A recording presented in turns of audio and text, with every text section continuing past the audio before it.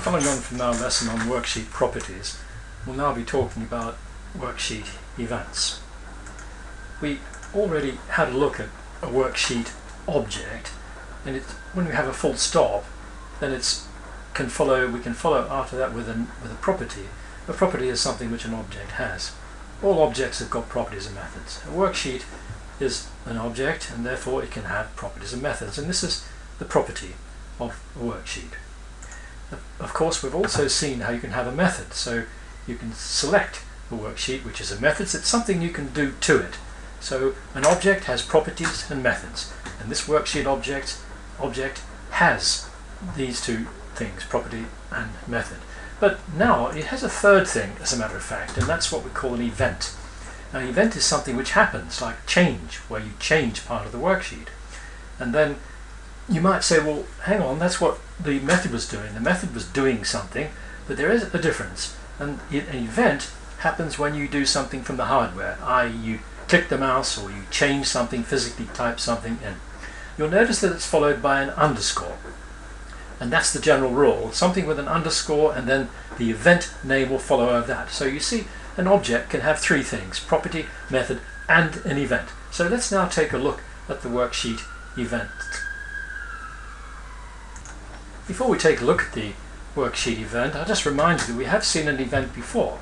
If I put a button on the sheet and then double click it, of course it comes up with this command button, click. Now click is indeed an event, and it's got an underscore on there, but you may not have known that the command button is an object, and as such it's got properties and methods. We'll talk about these later, but if you have a full stop, then you can see all the properties and methods of the command button object, which we'll talk about some other time. But for the moment we've got an underscore and then the click, but there are others, you see. If you drop this down up the top, these are all the events. You can have a double click, you can have a mouse down, that is to say when the button has got the focus and you press the keyboard, then something can happen. Now, we won't be dealing with command button at all in this case, so I'll just emphasize that by deleting our command button. We're going to be talking about worksheet events. Well, how do we get a worksheet event? Notice I'm not using any command buttons at all. Through here is the answer. Always remember that, please. You go to up here and click on worksheet. Now that will bring down the default event, which in this case is select and change, which I'm going to explain. But notice up here you've got lots of other events as well. We'll come to some of those in a moment. So we've got this selection change. Now, what is this target? Well, I think what I'll do is just run this and just show you how it works. I'll put in the address as well. Our address is a range, and so it will have, target is a range, so it will have an address. So what I need to do now is to make sure the design is not on up here. Don't have that on, it just won't work. So that now if I click into cell A1, you see it it's because I need to put in a message box here. That's fine. Okay, now I can stop it and then run it again. So I'll click into B1, and you can see the address comes up here in absolute reference as B1. And you can see if I click back into A1, then A1 comes up. So it's giving me the address of the cell in which I click. How does this work? Well, think when I click into A1, Windows will know, oh, it's so many pixels across from the left and so many pixels down from the top, and then Windows can figure out it's clicked in this particular pixel in here. Then it's sort of sent off to Excel, and Excel knows, oh, it clicks in here, you know where the workbook is, I reckon that's cell A1. So Excel is going to then say interpret that as being cell A1. So think of this target. You'd have to have a pretty good imagination actually, but think of that target as being part of Excel where Windows is sending in a package full of stuff. It's in fact a range object. I'll show you that it's defined as a, you can call it what you like, you can call it heads if you want to, and then as long as you refer to heads later on. But let's take a look at target. You can see that it's actually got properties and methods, which are those of a range object. You've got the count, so you could actually select, make more than one selection, and be the number of cells in that selection, etc. We'll now look at the worksheet change event. I think it's a good idea to get rid of any events that you've got. Otherwise you'll get events being fired off simultaneously. I think if we now try to find the worksheet, well, when we click on the worksheet it will give me the default, which is a bit of a nuisance that actually in a way, but it gives me the selection change, which is the default event. So I'll just get rid of that, no problem. But where's the problem? Let me just do this again, worksheet, and then I need to find the worksheet change event. So let me do that first, and that's the change event. Now I can get rid of all of this. It's a bit of a to-do there, isn't it? But as long as you remember where to go, it's the main thing, is this worksheet is what you've got to choose when you want a worksheet object. So for example, a worksheet change, let's see how this works. Well, I'll try to do something similar to this, but this time I'll message box out the value of that range object. Well, let's just try it out. So at the moment I'm in cell A1 and there's nothing there at the moment. I'll just make sure and click on it. Now if I type a number, the value that I type is message boxed out because it's changed from 0 to this number. If I now put something else in, let's see what happens. Press the enter and that event gets fired off and gives me the value that it's changed to. So it's the one that you're entering. So target is the value that you are entering. We could have just a very simple example of this. If we want to make a cell go red when it goes above a certain value, just a bit of messing around really. But let me just try this bit of code in here. And then it says, if the target value is greater than 5, then make it red. So if I type in here and I type 3, nothing happens. Well, but if I type somewhere, anywhere you like, something bigger than 5, then it goes red. Well, that's like conditional formatting, isn't it? It doesn't actually set it back to ordinary color. You might work out how to do that. Make an event using the same event and set it back to another value if it's less than. Set it back to the greyish normal color if it's less than 5. Let's take a look at the double click event. Worksheet selected up the top here, and I'll go choose double click. Can I find double click? Oh, before double click. A little strange. Let's see what that means. What I'll do is actually delete, well, before I do that, I'm going to just no, I'll delete all of this now so that the events won't get tangled up. Before double click, I'll just comment this out and just remind us what happens if we do double click on our Excel spreadsheet. It goes inside, so to speak. It enters the cell, just like you are using the formula bar at the top. You can edit by doing that in the cell itself. So if I just uncomment this and take a look at it, it says target as range. Well, that looks like the cell we double click on. What's this cancel equal? True, cancel thing. Well, let me find out, because if I make that equal to false, what will happen is that it cancels the normal operation, you see. So if I now double click on the cell, it's still hello. Let's try that again. How about that? If I double click on the cell, you see nothing happens. It won't actually enter into the cell. So what I could do is to message box out the target, once again, value. Now that should therefore be the, if I double click on, if I double click on this, it will message box out the value of that particular cell. The other related, I used to wonder about this before double click. I mean, double click, is there a webcam watching you over your shoulder before you're about to reach for the mouse? No. I think we could interpret this as saying after you've double clicked, but before it hits the operating system. Anyway, it occurs when you double click. So just to reiterate, this cancels the normal operation of the double click, and then you can do what you want to do with it in here. The other related event is the before right click. It's pretty much the same thing actually. In fact, I'm going to take all that code and just drag it into here, and then I'll delete this one as well so I don't have any double click anymore. But normally you full know that when I right click on a cell, it'll bring down the context menu, little help menu for you all know that. But what happens in this case, if I right click on the 6, there you are, same sort of thing. It cancels the normal operation so that menu doesn't drop down, and then it messages boxes out the actual value of the of the cell on which you click. Let's take a look at the calculate event. Well, what is a calculation? A calculation in Excel, if I just click into B1 here and type equals, and then I have some sort of formula. It matters not what sort of formula, any old formula will do. If I change the value, obviously that value, both of those values change, but when you're doing that, you've got a related formula, the calculate event will go off.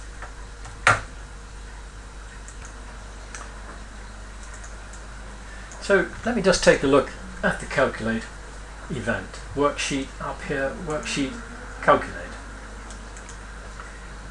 I can then do something silly, for example, message box, whatever, say calculated.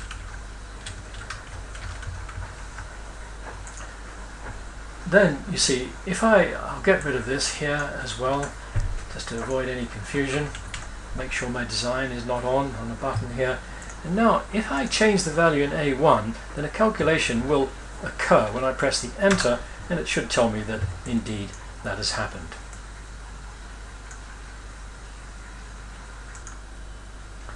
We could finish off these worksheet events by just considering a rather trivial little example, but it might be of some practical use. Let's take a look what happens here. We've got an invoice sheet with all the data for Coldwell and Crossfire, the date and the amount and so on. What I'd like to do is to transfer that data conveniently to this sheet here, which is the Crossfire sheet, and I'm going to put the data actually where it's highlighted at the moment, and similarly with the Coldwell sheet, when I want to transfer it there. So just recall, there's nothing on those two sheets at the moment. So if I go back to the invoice sheet, what I want to do is I want to double click on this Coldwell, and that should appear on the Coldwell sheet. Let's see if it works. There you go, Coldwell sheet, and that's been transferred to there. I'll go back to the invoices sheet and try the Crossfire. If I double click on Crossfire, then you'll see the Crossfire sheet has been activated, and that data is then transferred. I want you to perhaps try that yourself. You could therefore pause the video. I'll give you a clue first, but you could certainly have a go yourself at that. So let's simplify this right down. I'll just get rid of that, and just to emphasize what I'm trying to do here. What I'd like to do is to be able to double click on this and then activate the other sheet, in fact the Coldwell sheet. So I do that and you see the Coldwell sheet is activated, and if I double click on this, then the Crossfire sheet is activated. Well, how do I do that? Well, let me go to my code sheet. I'll go to view the code, go to the code sheet, and we have some code here. It says here cancel equals true. Don't forget, that's the first thing that you need to do, is to cancel the before double click and stop it doing its usual stuff, in this case entering the cell. So you cancel that event and then you do what you wanted to do. Let's take a look at this. Worksheets activate. So let me see if I can actually get a breakpoint in here. If I double click on Coldwell, you can see that, there you go, you see target value is Coldwell. You remember that target is actually passed in from outer space here, and then you can see it's got the value of Coldwell, and so target value. So what you're doing is saying worksheets, and this is going to be a string, so it's worksheets Coldwell activate, and that will simply activate that particular worksheet. Let me just try that again. Double click on Coldwell and you see the Coldwell sheet has been activated.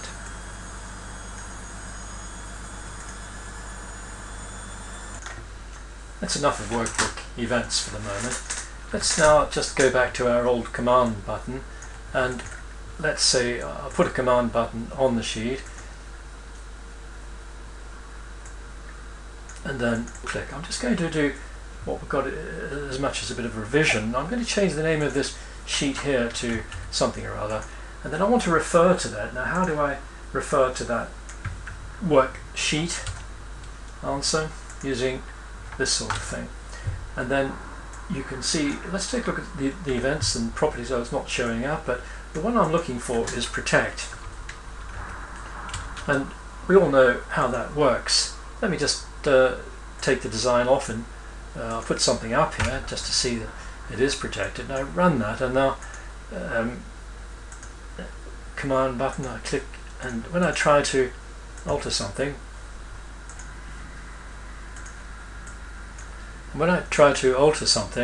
then you see that it won't allow me to do that.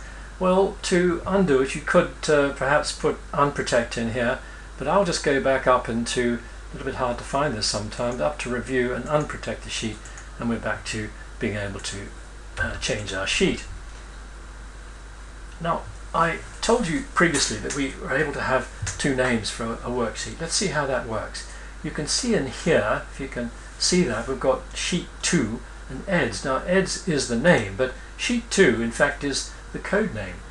What I'm going to do is to change that code name. I don't have to, but I'll change it to something else. And the way I do that is to go through the properties of that sheet. Now, so I look at that sheet and I right click and choose, oh dear, there's no properties there. So what I have to do, Microsoft have been a bit slack there, is to go up to the properties window here. Now, if I take a look here, it says sheet 2. Now that is the code name. A bit confusing because you've got parentheses here, you've got parentheses here, and they mean the opposite thing. Never mind. I'll put in here my code name as the name of the sheet, the code name. And look there, you see, it's changed here as well. So this is the name, EDS, and the code name is my code name. Now how do I use it?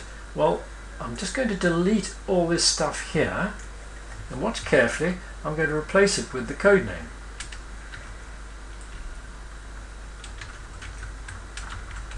Now that should have, there it's capitalized, so at least it recognized it, so that should have exactly the same effect. So if I click my button and then try and change, you see the worksheet is protected, so I'll just unprotect it. So in summary, there are two ways of accessing it, using the actual name or the code name.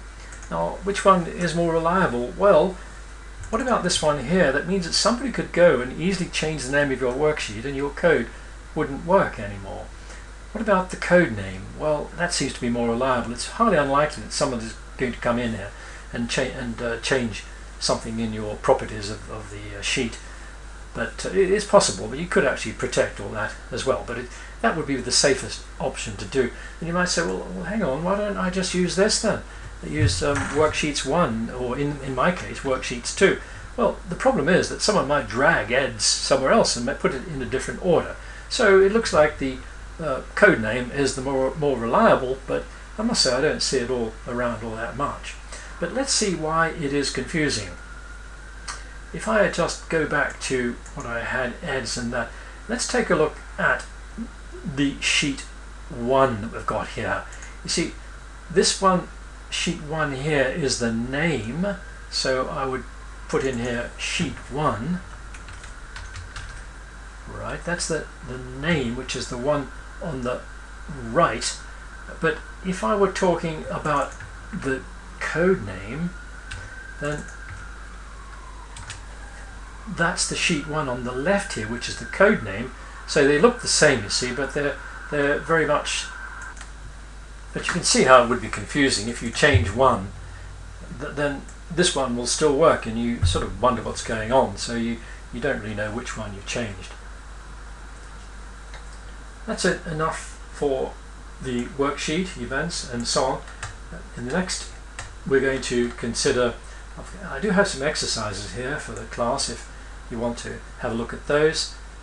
They're not brilliant, but they'll keep us on track. Next video we'll consider, next lesson we'll consider the workbook events. Now you'll notice how these events that I've been giving you are specific to a worksheet. They won't work on another worksheet.